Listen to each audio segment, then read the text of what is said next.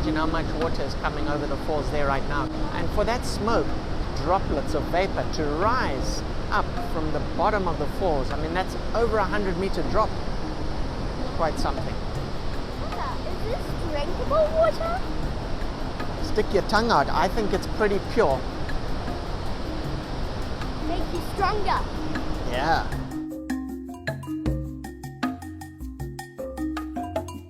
Memory, we're super excited to have you as part of the team. You were the first person to join, and you've done so well. Congratulations on, you know, I'm told that across the other side of the ocean, everybody already loves you and they haven't met you in person, but there's an opportunity for them to get to know you even better. If you could say one thing or two things creates meaning for you about being a child of Africa, what would it be? I'd say Africa has so much to be experienced, and every part of Africa is different and unique in its own way. The culture, the people, the environment, you know, just the nature, the beauty of it. Everyone has to see Africa. That's you know, what I'd want the whole world to know. It's dynamic in its ways, you know, when you talk about the rivers, the landscape, just the diversities, you know, it's just amazing. Everyone needs to see Africa, and I definitely feel like there's something for someone in every point. Theo, you're always smiling. You've always got something to say. So tell me, what makes you smile the most about being here in Victoria Falls? Tricky question, look, but I don't know how not to smile. I don't know, maybe it's just in our culture, everyone here is always smiling, and maybe also because everyone is so lovely, you kind of grow up in that environment where everyone is always smiling, so it's a problem. Don't try and make me a model and have me not smile. It's not going to work, you know. It's part of our culture. People are warm here, you know, everyone is a familiar face, so for us a smile is part of our greeting, so it becomes part of you. Yvonne, you know, tell us a little bit more about yourself. Now, one of the things how we met is because you were teaching our children how to speak French, because we spend a bit of time in France. Why French? Why did you learn to speak French? The high school that I went to offered a choice between French and Afrikaans. And at 13, French just seemed more, I don't know, more modern, more adventurous. Afrikaans is spoken in South Africa. It wasn't very interesting. I was a teenager. So there we go, French won. And I started learning French in high school. I went through to college. And yes, as you say, I came through to Vic Falls and I was teaching it, that's where we met. So here inside, I also wanted, did you see the guys behind the cameras? Yeah, we've got Life, who many of you have heard about across in the US, because I've spoken about him a lot. And Life, give them a little wave. James is someone who we respect hugely. James is actually Memory's husband as well. So he's a hugely cool guy who's making his name big time in media in Africa. So it's awesome to have him as part of the team here today. Esther, you know, we've been talking with the other ladies about all sorts of things, but I want to focus in on something particularly African here in this conversation, and that is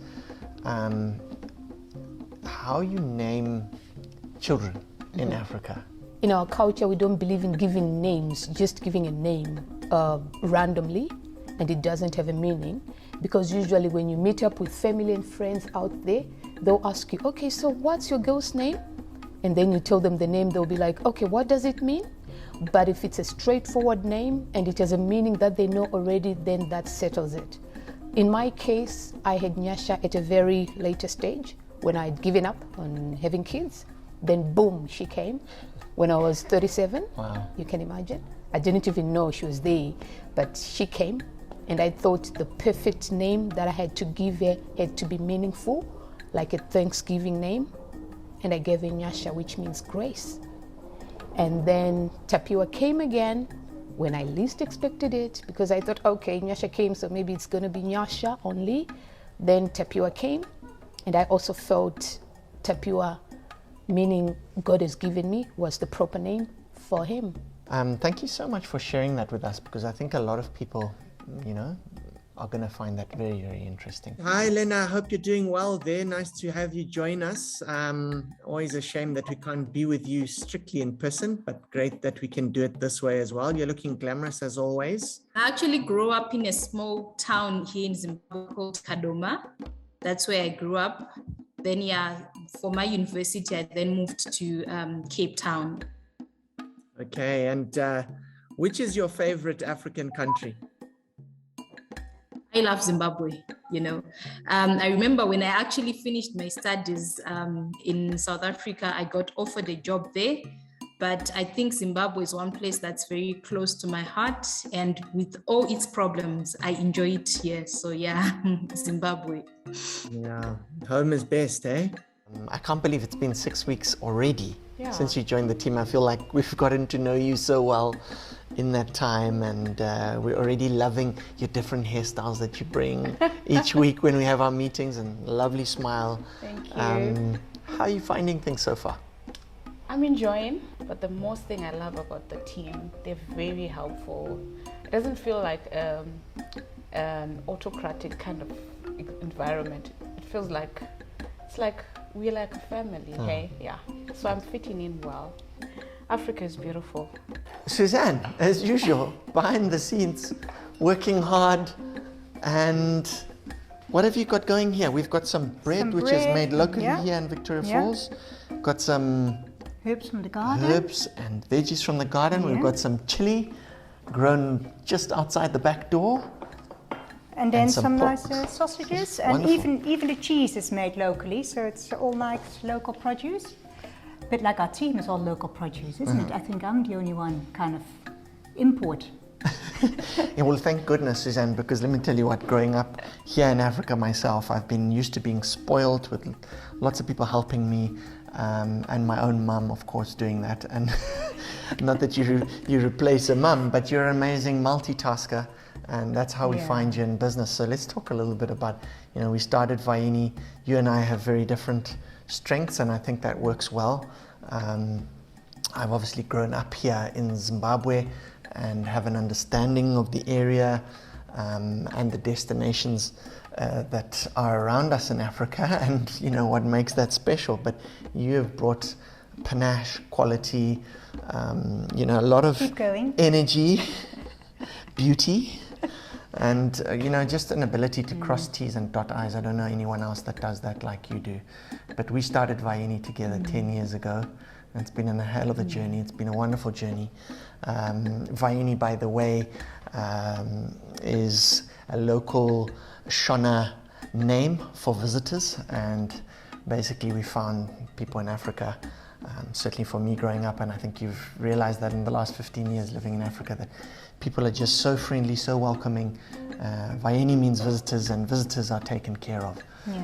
We're just so excited about the new relationship that we have with ID and forming a new brand, ID-VAYENI. It's been 6 months of backing and forthing and lots of discussions with Maurice and Laurie and Padu and Jen and Jessie, and Kathy came out to Africa and she had a wonderful time, I think. So we're excited. The future for Africa looks very bright. I'm very excited, and indeed, as you said, it is like the whole yin-yang situation as well. Luke and I complement each other well. It's so exciting having a team behind us, and now also you've just seen the team that we have here in Vic Falls, and it is, Talking about the team, I'm sure they're probably getting quite hungry, so we probably need to get back to what's going on here, and then we can take it out to them. Back to our name, VAYENI, visitors. We look after them when they come. Thank you. We are right out in the wilds, looking over the Zambezi Gorge. That's Zambia on the other side, and Zimbabwe where we're standing here. That's Rapid 8 below us. Some of the biggest commercially rafted white waters in the world on the Zambezi River. Really special, and you can do helicopter flights over here as well. Anything from you, Sus? It is just magic. You need to come and see it for yourself. I have no idea. I need to look at the GPS coordinates. We're somewhere in Botswana. We've landed somewhere in the delta. We were on an island, and then we took off and flew to this spot. Let me tell you what, it's been the most incredible ride. we've seen elephant, we've seen lion on a kill, 2 massive male lions. We've seen giraffe, we've seen hippos, swan diving.